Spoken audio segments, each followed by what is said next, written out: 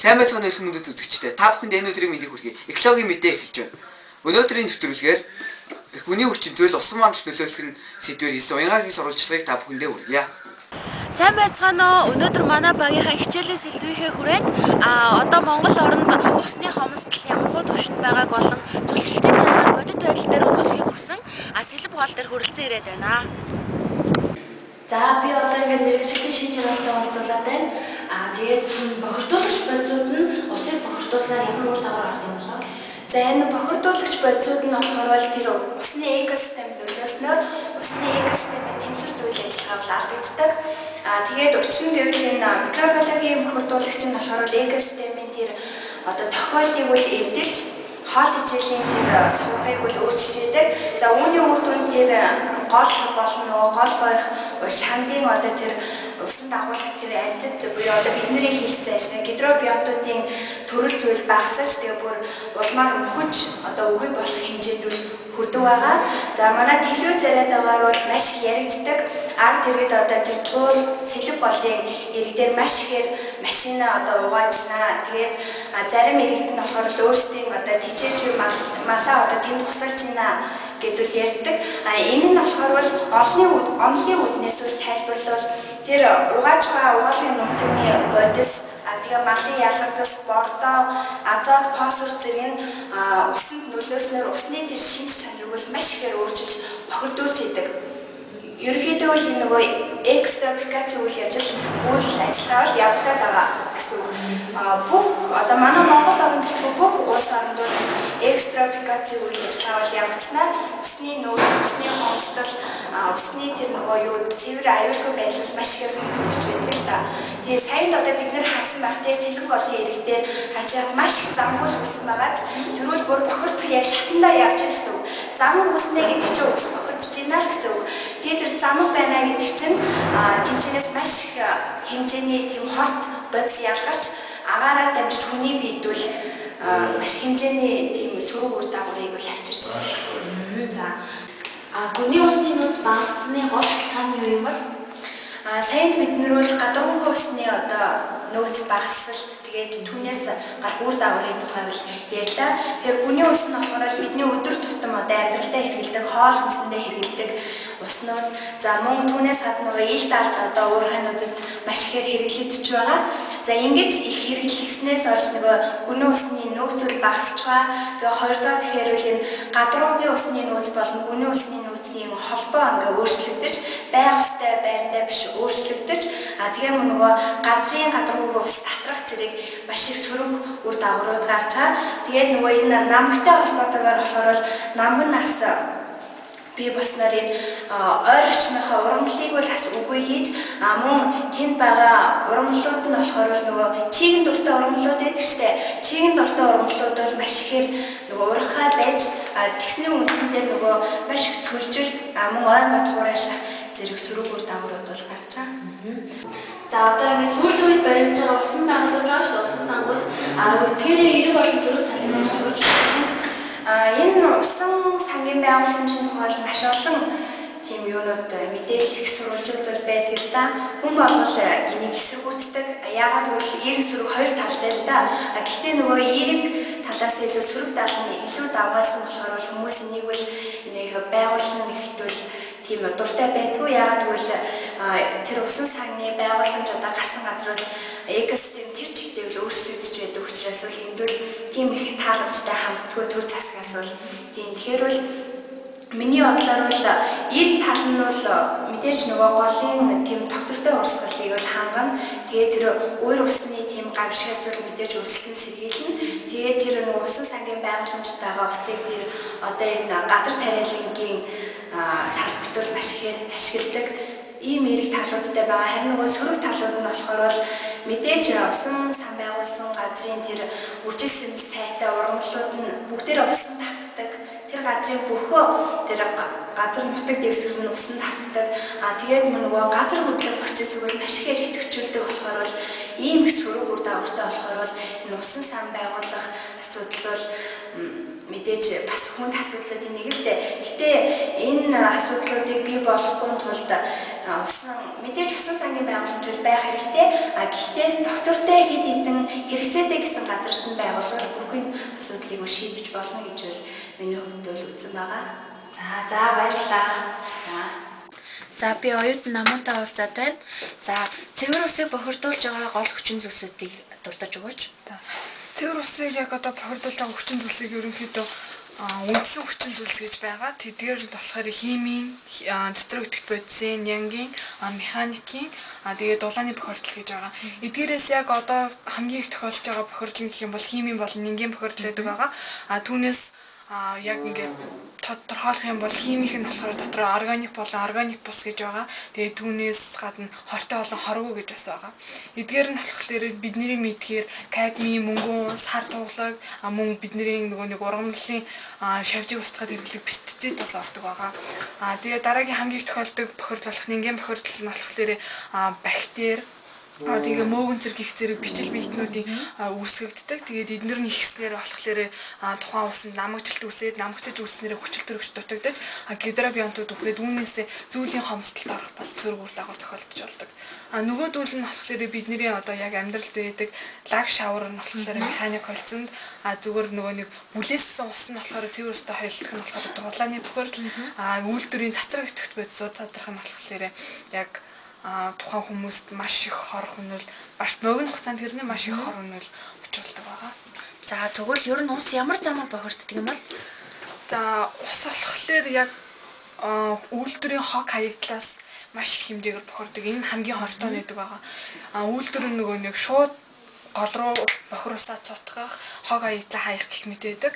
Тэгээд химийн хорт бодис хурд тунцны хамт хөрсөн шингэдэг. Энэ бас нэг бохирдуулагч болдог. Тэгээд үүнээс гадна гэх юм бол нефтийн бүтээгдэхүүн байдаг. Энэ болохоор яаж бохирдог гэх юм бол нефтийн бүтээгдэхүүн боловсруулахад алдаа технологийн алдаа гарах эсвэл нефтийн нөгөө нэг үйлдвэрт нь ямар нэгэн тийм ослог аваар гарах тохиолдолд нефтийн бүтээгдэхүүн болгогдож болдог байгаа. За баярлалаа. Судлаач ариун эрдэнэтэй уулзуулаад байна. Тэгээд одоо нөгөө иргэдийн дунд усанд ингээ хайхрамжгүй ханддаг. Тэгээд үрлэгэн зан байдаг штэ. Үүнээс гарах арга замыг надад ярьж өгөөч. Бидний тулгамдаад байгаа цэвэр усны асуудал бол гэр хороололд амьдарч буй иргэдийн хувьд харьцангуй гайгүй байдаг. Цэвэр усны зохисгүй хэрэглээ нь орон сууцнд амьдарч буй иргэдтэй нэгт холбоотой яригддаг байгаа. Бид нар саяхан нэг судалгаа хийж үзсэн л дээ. Тэгэхээр төвлөрсөн сүлжээнээс ирдэг бидэнд ирдэг цэвэр усны ердөө 30%-ийг нь бид нар өөрсөндөө хэрэгтэй ямар нэгэн байдлаар зарцуулаад харин үлдсэн 70%-ийг нь зүгээр л ямар ч ашиггүй уурсгацдаг байгаа. Тэгээд аль бүхний 0 эсвэл галтгооны грантнаас ус багаар тусалж байдаг иргэд бол энийг төдийлөн анзаардаггүй. Гэвч ус туслаар агаад нэг жилийн дотор ихэд бол бид 10 тонн хэмжээний усыг алддаг байгаа. 1994 он гэхэд орон сууцнд амьдарч байгаа нэг иргэний нэг өдрийн усны хэрэглээ 480 литр ус байсан. Харин үүнийг саяхан судалж үзэхэд 230 литр болж багассан байгаа. Энэ нь бол усанд тоолуур тавьсны үр дүн л дээ. Ерөнхийдөө усны хэрэглээг санхүүгийн хөшүүргийн бодлогоор багасгахад их үр дүнтэй байдаг. Нийслэлчүүдийн цэвэр усны нөөц ямар байгаа вэ? Тэгээд хэдэн жилийн үндэсний усны нөөцтэй байна вэ одоогийн байдлаар? Цэвэр усны нийт нөөц 230 м3 гэж 1977 онд Оросууд тооцож өгсөн байгаа. Үүний дараа Улаанбаатар хотын усан хангамжийг JICA-гаас ирж судалгаа гаргаж өгсөн бөгөөд үүнтэй ижилхэн тооцоо гарсан байгаа. Гэхдээ 1977 оноос хойш олон жил өнгөрсөн бөгөөд хотын хүн ам улам ихсэнтэй холбогдуулаад цэвэр усны хэрэглээч ихсэж одоо бид ундны усгүй болоход хүрээд байгаа. Гэтэл төрийнхөө үнийг анзаарахгүй нөө 40 мянган айлын орон сууц гэсэн хөтөлбөр хэрэгжүүлэх гээд байгаа. 40 мянган айлын орон сууцал нэг айлд хэдэн хүн байх уу? Тэр бол маш их хүн байгаа. Гэтэл гэр хороолд амьдарч буй нэг хүн өдөрт 4-8 литр ус хэрэглэдэг бол харин орон сууцнд амьдарч байгаа хүн өдөрт 280-аас 350 литр ус хэрэглэдэг байгаа. Тэр их усны хэрэглээг хангах нөөц туулгалт байхгүй.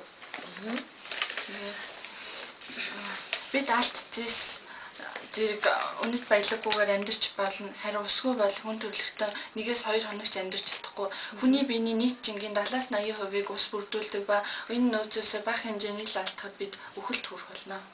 За би ингээд биологийн багш Саруулж ахлантай уулзаад байна.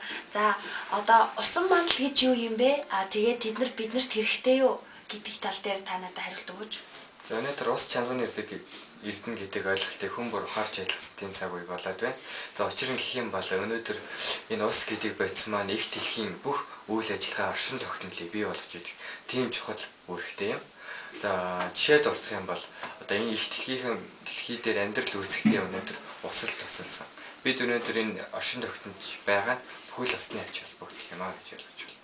Тэгэд ус гэдэг энэ зүйлийг агуулад түүнийг их усэр болж байдаг тэр далаа тэнгис гол нуурууд булаг шандыг бүхэлд нь гидросфер буюу усан мандал гэж нэрлэдэг байгаа. За тэгээ өнөөдөр дэлхий дээр нийт 1 тэрбум 386 сая км куб ус байдаг. За үүнийг 100 литргээд аваад үтчих юм бол үүний нэг халбах төдийх нь л цэвэр ус болж идэг.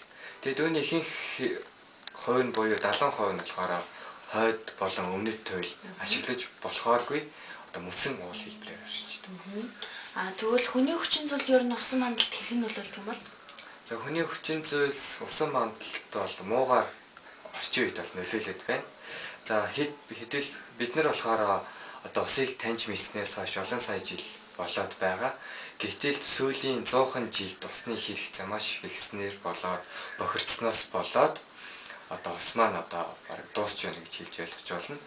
Тэгэхээр усны бохирдол гэдгийг ойлгохдоо бол усны физик болон хим шин чанар нь өөрчлөгдөд түүнд агуулгадах химийн бодис болоод нэмгийн тоо юм уу бактерийн тоо ихснээс усан сан бохирдохыг усны бохирдол гэж хэлдэг. Хүний хүчин зүйл одоо энэ усан мандлыг бохирдуулахад яагаад ингэж их нөлөөлдөг вэ? Тэгээд үүний үр дагавар нь юу вэ? Жишээ дуртаач. За ус гэдэг зүйлийн хэрэглээ нь одоо түүний 3 төлөвт орчдгоос болоод хүн амаа маш хэмжээгээр хэрэгжилж байна. Тэгэд энэ хэрэглэсний улмаас энэ ус маань маш ихээр бохирдож байна. За жишээлх юм бол жилд ойролцоогоор 3000 сая км квадрат цэвэр усыг бохирдуулдаг юм байлээ. Тэгэд энэ бохирдлын их үүсвэр нь болохоор үйлдвэрийн гаралтай химийн бодисууд за мөн үйлдвэрийн гаралтай бохир усны ус болж ингэж бохирддаг юм байлээ. Тэгээд жишээ дурдах юм бол одоо бидний сайн мэдэх байгаль нуурын дэлхийн хамгийн цэнгэг нуур. Гэтэл энэ нууранд шинжилгээ хийгээд үзэхэд 1850 тонн нитрат 750 тонн хлоридоор бохирдсан тийм тоо байдгийн байлээ. Тэгэхэд цэнгэг устай энэ нуур маань ингэж бохирдож байгаа юм чи өөр гол нууруудад үүнээс илүү хэмжээгээр бохирдох нь ойлгомжтой. За тэгээд ингэж бохирдсны үр дүнд болохоор тэр гол ус нууранд байгаа одоо бичил элементийн буюу одоо химийн бодисуудын одоо хэмжээ нь тэнцвэр алдагдаж эхэлнэ. Инхээр усны одоо pH алдагдана. Тэгээд энд байгаа амьдарч байгаа загасны амьдрах орчин ингээ муудна гэсэн. Тэгээд тэнд хүчил төрөгчгөө болно. Элдв одоо тийм бичил организмууд ихсэн. Тэгэхээр энэ хүм төрлөختөнд заашгүй нөлөөлөх нь ойлгомжтой юм. За тэгээд энэхүү одоо бичил организм буюу био элементүүдийг усан нэмэгдхийг болохоор эвтрофикац гэж нэрлэдэг. За баярлалаа. Өнөөдөр манай баг та бүхэндээ усны бохирдлын талаар мэдээлэл бэлдэж танилцууллаа. Үүгээрээ бид юу хэлэх гэсэн бэ гэхээр бидний хойч шүхэр барих заяагүй элсэн цүлд амьдрах учиргүй. Бидний ирээдүй алт дэрлэгч ус мөрөөдсөн мөнгө байвч хэрэг болохгүй. Уйлах гэсэн ч нулимс гарахгүй. Сэтгэл дотор нь харуулсал үерлэх ёсгүй. Бид үүнийг өөрчилж чадна. Бид гараа малтнаас балга усыг илүү тавьж чадна. Бид шунал хорслоос амьдралыг чухалчилж чадна. Бид хилсэн бүхнээ бодит болгож чадна. Учир нь бидэнд боломж бас итгэл байна. Ус чандман нэрднээ сүүлчийн тусал мэд хайрлаж сэтг. Ус чандман нэрднээ мөнх амьдруулагч мэд хайрлаж бод. Ус чандман нэрднээ бүхнийг биелүүлэгч бэрд мэд хайрлаж ухаар хамтдаа усаа хайрлацгаая. Манай өнөөдрийн нэвтрүүлэг энэ түрээд өндөрлөж байна. Дараагийн нэвтрүүлгээ дахин уулзлаа. Түр баяртай үзэгчтэй.